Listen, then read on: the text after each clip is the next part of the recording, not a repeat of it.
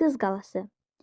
Qala qədim qala divarlarının cənub-şərq hissəsində, dənizkənarı parkın, bulvar yaxınlığında yerləşən müdafiə məqsədli tarixi abidədir.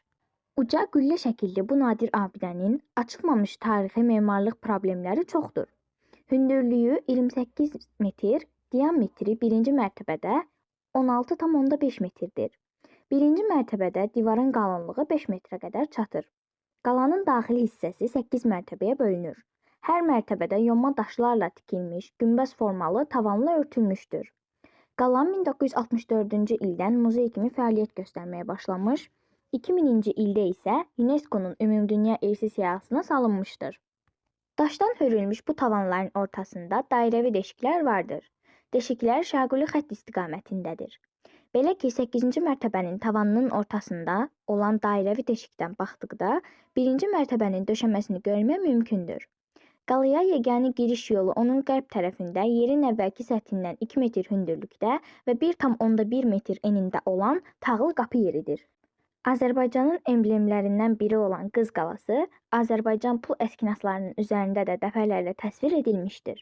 Ucalığı və bayır görkəmi ilə Abşeronun, eləcə də bütün Azərbaycanın müdafiə qüllələri içərisində taya olmayan Qız qalası, daha çox planın bənzərsiz forması ilə diqqəti cəlb edir.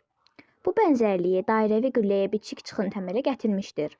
Çıxıntını tədqiqatçılar gah konfrans, dayaq divarı, gah dalğa qıran, gah da gizli xəzinə yeri saymışlar. Qız qalası nəhəng qaya üzərində tikilmişdir. Ən uca tutum hündürlüyü 30 metrə çatan dairəvi qüllə enişli sal qayanın yuxarısında yerləşir. Qüllədən ayrılan çıxıntı biraz alçaqdadır. Çıxıntının uca və qalın daş nöqtəsi qüllənin çevrəsinə toxunandır. Sanki çıxıntı burularaq qüllə silindrə çevrilir.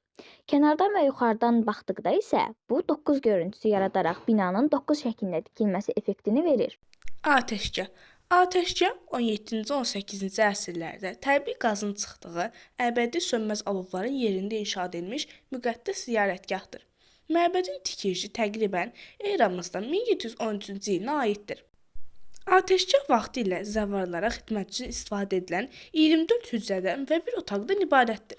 Məbədin ortasındakı quyudan çıxan təbii qaz gecə-gündüz dayanmadan yanarmış. Atəşgah Suraxanda yerləşir. Vaxtı ilə burada ölmüş hindlilərin cəsədləri müqəddəs odda yandırıldığı da bir rəvayətdir. Azərbaycan prezidentinin sərəncamına əsasən atəşgah Dövlət Tarix Memarlıq Qoruğu elan edilmişdir.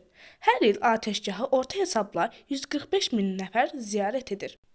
Atəşgah 5 güşəli çıxıntılı və iri giriş portalına malik müdafiə divarlarından, həm də mərkəzində yerləşən 4 güşəli alov məbədindən ibarətdir. Elə buna görə də atəşgah Azərbaycan dövlətinin müqəddəs alov məbədi olaraq da adlandırılmışdır. Şəki xan sarayı. Şəki xan sarayı, həmçinin Şəki xanları sarayı, Azərbaycanın Şəki şəhərində yerləşən keçmiş xan sarayı. Hal-hazırda muzey kimi fəaliyyət göstərir. Yuxarı Baş Dövlət Tarixi Memarlıq Qoruğunun ərazisində yerləşən saray dünya əhəmiyyətli tarix və memarlıq abidəsidir. 18-ci əsrdə fars üslubunda inşa edilmiş saray binası şəhərin şimal və şərq hissəsində qala divarları ilə əhatə olunmuş ərazidə yerləşir. 30 metr uzunluğa malik olan 2 mərtəbəli saray 300 kvadrat metr sahəyə, 6 otaq, 4 dəhliz və 2 güzgülü eyvandan ibarətdir.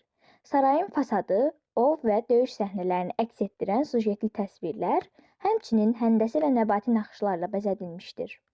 Fasadın tam mərkəzində müxtəlif rəngli şüşələrdən yığılmış iri şəbəkə pəncərə yerləşir. Sarayın rəngli şüşələrdən yığılmış şəbəkə pəncərələri daş çərçivələrə oturdulmuşdur.